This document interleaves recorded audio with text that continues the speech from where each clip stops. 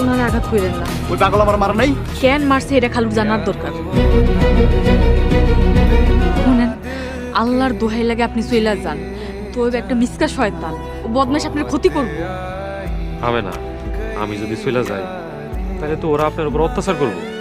করুক, কি অত্যাচার করবো, বকাবো কি করবো, নয়তো দুইটা সাইডে থাপ্পড়ই মারবো, আর না হইলে সর্বোচ্চ জুতা দিয়ে কয়েকটা বাড়ি মারবো। মারুক, আমি সহ্য করব, কিন্তু আপনার অপমান করলে এটা আমি সহ্য করতে পারবো না। দোহাই লাগে আল্লাহর, আপনি চইলা যান। না, যাবো না। শোনেন, আপনি যেমন আমার অত্যাচার সহ্য করতে পারবেন না, ঠিক তেমনি আমিও আপনার অত্যাচার সহ্য করতে পারবো না।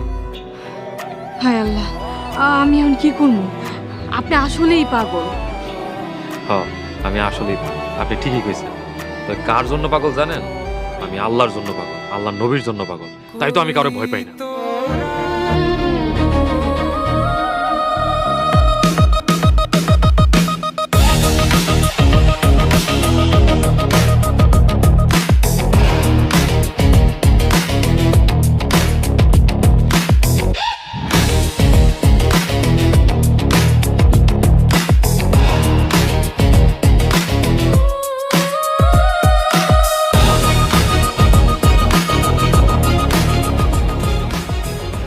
আমি না সামনের থেকে সর।